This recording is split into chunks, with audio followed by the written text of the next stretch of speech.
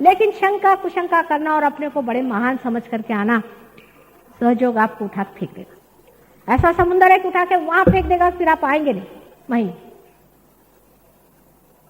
ये भी दूसरी बात है। आप अपने को बहुत समझते हैं तो जाइए, आपको उछाल के ऐसे फेंक देगा, मैं तो आश्चर्य करती हूँ, मैं कोशिश भी करूं तो भी नहीं आएगा, आदमी वो पास भाग जाएगा, कुछ ऐसे चक्कर में आ जाएगा कि चला जाएगा। अहंकार का कोई स्थान सहयोग में नहीं। आप अगर बहुत विद्वान है तो अपने घर में बैठिए, आपने जाना है तो आप घर में बैठिए। अगर जानना है तो पहले आत्मा को पाले।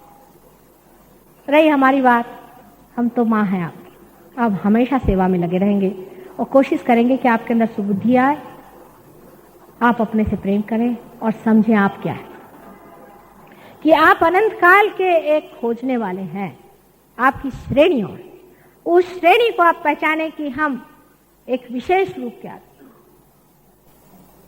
अभी अभी मुझे एक किताब किसी ने पढ़ने को दी जो विलियम ब्लेक ने लिखी, जिसका नाम शीर्षक मिल्टन है। इसमें विलियम ब्लेक ने मिल्टन कवि को एक खोजी सी करके सिंबल में दिया हुआ है और पूरा की पूरा सहयोग उसमें वर्णित किया और कहा है कि इंग्लैंड जो है वो जेरूसलेम होने वाला है, यही तीर्थ स्थान।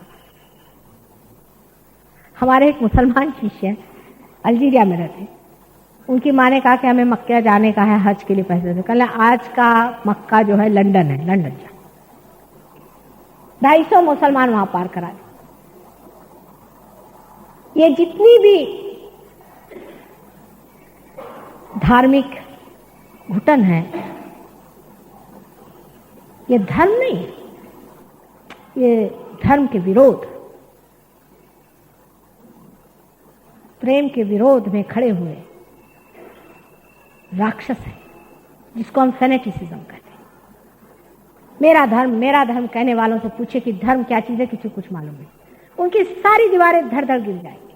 अल्जीरिया में इन्होंने हमसे बताया कि रोजे के दिन सब लोग वहां भूखे रहते हैं और सब तरह के धंधे करेंगे। रोजे के दिन भूखे रहने से क्या मिलने वाला है? सब तरह के धंधे करते हैं, शराब पीना, दुनिया भर की औरतों के झंझट, सब वहां शुरू हो गया। सिर्फ रोजा जरूर रखे, रोजे के पहले दिन हंसे कि रोए पता नहीं चलता है। ये पहुंचे जब, तो जिस मस्जिद में जाने वाले थे, सारी मस्जिद की मस्जिद ही धड़ से अंदर चली गई जमीन के अंदर। देखते थे कि ये मस्जिद कैसे अंदर चली गई। अरे मस्जिद भी क्या है और मंदिर भी क्या है, सिर्फ पत्थर तो है ना जिसके अंदर भगवान है। वो मस्जिद और मंदिर कुछ नहीं बचने वाले, और वो मनुष्य भी नहीं बचने वाला जिसके आत्मा की जागृति नहीं होगी। वो भी दिन आने वाले, इसलिए अपनी आत्मा की जागृति कर लीजिए।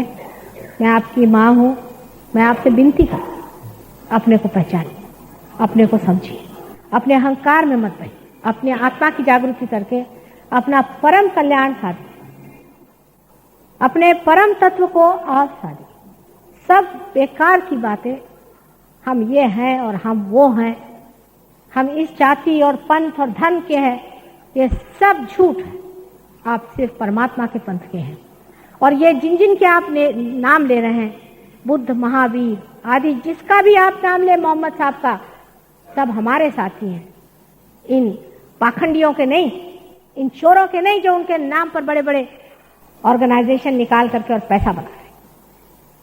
वो हमारे साथी, वो हमारे रिश्तेदार हैं। इसलिए आप उस रास्ते पर आइए जहां पर ये असली लोग खड़े हुए हैं।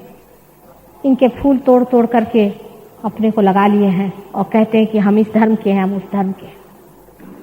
और धार्मिकता उनसे इतनी ही दूर है जितनी कि गंदगी से सुगंध। अपने अपने सुगंध को पाएं, अपने अपने आनंद को लूटें, अपने अपने सौंदर्य में जागें और उसकी सारी व्यवस्था आपके अंदर बनी। सिर्फ अपने अहंकार को जरा सा नीचे कर लें, थोड़ा सा, उसको भी लड़ने की जरूरत नहीं, कुंडलिनी स्वयं साक्षात उसे कर लेती, लेकिन थोड़ी तैयारी चाहिए। अब आप में कोई कोई विद्वान बड़े मुझे नजर आ रहे हैं, बहुत पढ़े लिखे विद्वान, किताबें जरा समुद्र में फेंक आई, बिल्कुल व्यर्थ। किताब के पढ़ने से कुछ नहीं होने वाला। सर्वसाधारण लोग जो कि देहातों में रहते हैं, वहां हमारा असली काम होता है। बंबई में तो यही हाल है, असली काम हमारा देहातों में होता है। अभी एक देहात से आए, यहाँ पर हजारों लोग जहां पार हो रहे हैं, शहरों के लोग रह जाएंगे कच्चे, क्योंकि वो अपने को समझते नहीं वो क्या है। क्योंकि शहरों के लिए तो गुरु लोग तैयार है आपकी जेबें खाली करने के लिए, हमारे लिए तो गांव में ही परमात्मा रम रहा है। आप लोग भी अपना थोड़ा अहंकार कम करें और ये समझ लें कि जब तक परमात्मा को पाया नहीं तो हम किस काम के, हमारा क्या अर्थ है। हम बेकारी में अपने को क्यों समझे बैठे भाई। हालांकि एक बात जरूर है जिससे अहंकार ना बलवत्ता हो कि आप लोग बहुत बड़े परमात्मा को खोजने वाले साधु संत, और इसके बारे में भविष्यवाणी हुई थी कि घोर कलयुग में ही ये होगा, ये घटना घटित होगी, महायोग स्थापित होगा। और महायोग ही आपका, इसे लास्ट जजमेंट कहते हैं, वही कुंडलिनी के जागरण से ही आपका जजमेंट होता है और कोई तरीका इसका नहीं। आज का प्रोग्राम हालांकि अभी आखिरी है, फिर से मैं आने वाली हूँ। सहयोग में लग के रहना चाहिए, तब उसका पूर्ण आशीर्वाद आपको मिलता है। कृष्ण ने भी कहा योगक्षेम वहाम्यम, पहले योग फिर क्षेम होगा। योग के बगैर क्षेम नहीं होने वाला। योग होते ही साथ क्षेम की कल्पना भी बदल जाती है और क्षेम घटित भी। पहले आप योग को अपना पाएं, अपने आप क्षेम घटित होगा। यहाँ से बहुत से लोग हैं जो बताएंगे कि सहयोग से कैसे कैसे क्षेम प्राप्त हुए। सभी को लाभ हुआ है और आपको भी लाभ होगा। जिस परमात्मा ने अपना ही द्वार आपके लिए खोल दिया है, वो क्या आपको ये क्षुल्लक और छोटी चीजें नहीं देगा, लेकिन आपकी सारी ही प्रायोरिटी जिसको कहते हैं, सारे ही मूल्यांकन बदल जाते हैं और आप एक दूसरे ही हो जाते हैं। वही आप हो जाएं, उसमें जमे और रमे और इस बंबई में कोई तो भी विशेष कार्य करें, ऐसा मैं चाहती हूँ। हर जगह बंबई में सेंटर्स हैं और भारतीय विद्या भवन में भी एक सेंटर ये लोग चलाते हैं। जिन लोगों को सुविधा यहाँ नहीं होती है वो यहाँ आए, लेकिन आना पड़ेगा। सामूहिकता ही इसका तत्व है। सहयोग माने सामूहिकता, सामूहिकता जागरूक करना, यही सहयोग का मुख्य लक्षण है। आपके अंदर सामूहिकता आ जाती है, आपकी उंगलियों में आप पता लगा सकते हैं कि आपके चक्र का क्या अंदाज है और दूसरे के चक्र कहाँ पकड़े।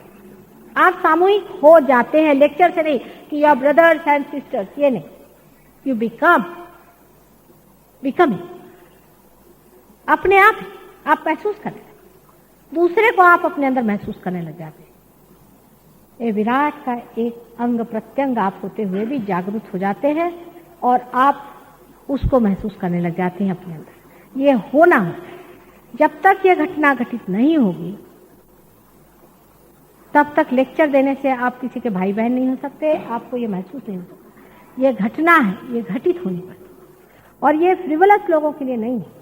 फिर से मैं कह रही हूँ, जो लोग फ्रिवलस हैं, जो लोग ऐसे ही अब 4 जगह गए लेक्चर में, चलो टाइम है माता जी को भी सुन लिया फिर चले, ये कोई दुकान नहीं है और कोई बाजार नहीं, इसमें जमना पड़ता है और जो जमता है वही पूरी तरह से पाएगा।